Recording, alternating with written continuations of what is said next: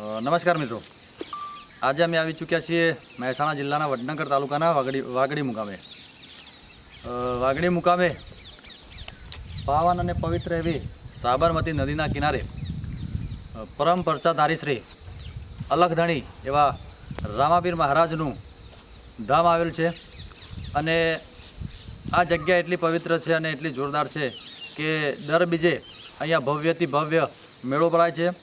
આજુબાજુના જે તમામ ગામો છે એ ગામોના લોકો અહીંયા દર બીજે દર્શન કરવા આવે છે અને બહુ જ મોટો મેળો ભરાય છે. આ જગ્યાનું બહુ મોટું મહત્ત્વ છે. રામાપીરે અહીંયા બહુ જ મોટા મોટા પરચા આપેલા છે. તો આવો આપણે સૌ સાથે મળી અને અલખધણીના એવા રામાપીરના દર્શન કરીએ અને આપણા જીવનને ધન્ય કરીએ.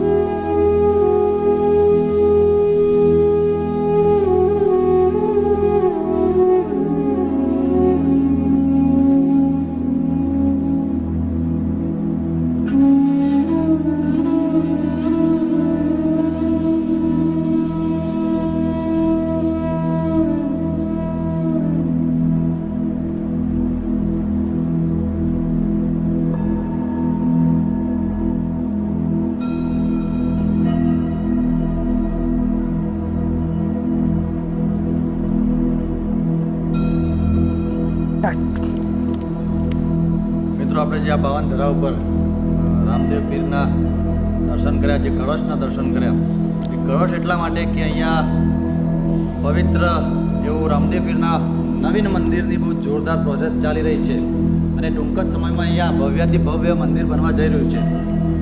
તો તમામ મિત્રોને નમ્ર વિનંતી કે જ્યારે પણ અહીંયા નવીન મંદિર બને ત્યારે બહુ જ મોટા ઉત્સવો અને ભવ્યથી ભવ્ય લોક મેળાઓ થવાના છે. જે અત્યારે દર બીજે થઈ રહ્યા છે એનાથી પણ ભવ્યથી ભવ્ય મેળાઓ થવાના છે. તો તમને પણ નમ્ર વિનંતી કે હવે સુંદર એવા અને રળિયામણી એવી આ જગ્યાના દર્શન કરવા માટે નમ્ર વિનંતી છે. અને જે આ પરચાધારી રામદેવ પીરના બેસણા અહીંયા છે, તો ચાલો આપણે અંદર જઈ અને રામદેવ પીરના પરચા અને એમની ગાદી અને મહારાજશ્રી જે બિરાજે છે એ જગ્યાને આપણે દર્શન કરીશું અને તમને પણ દર્શન કરાવીશું.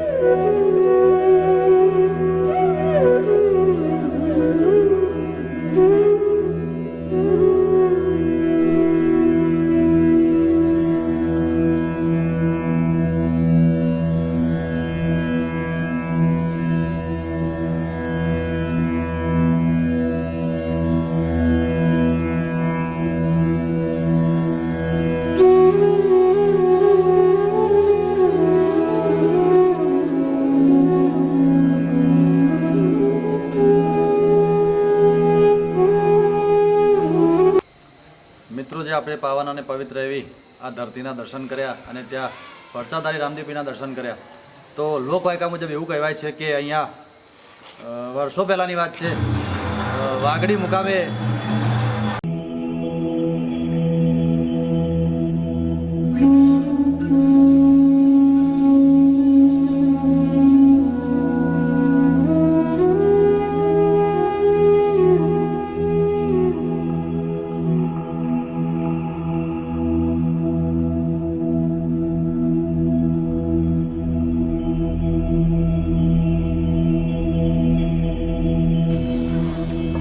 આપણે પાવન અને પવિત્ર એવી ધરતીના દર્શન કર્યા, ત્યાં અલગ ધાણી એવા રામદેવપીરના દર્શન કર્યા.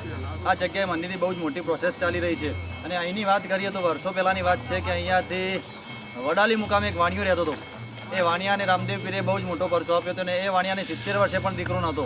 તો એ વખત સપનામાં આવીને રામદેવપીરે એવું કહેલું કે જો તું વાગડી મુકામે આવીને મારું મંદિર કરે તો તને દીકરો હું આપીશ. તો વાણિયાએ નક્કી કરેલું કે હું વાગડી મુકામે મંદિર કરીશ.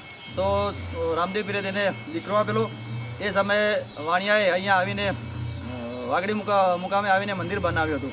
તો આવા તો કંઈક બહુ જ મોટા પરચાઓ છે રામદેવપીરના. તો તમે પણ અચૂકથી અવારનવાર આ જગ્યાએ મુલાકાત લેશો અને મંદિરના દર્શન કરશો ને અલગધાણી એવા રામદેવપીરના દર્શન કરશો એવી અમારી નમ્ર વિનંતી છે. અને જો અમારું કામ ગમે તો અમારી ચેનલને લાઇક, શેર અને સબસ્ક્રાઈબ કરજો. જય માતાજી.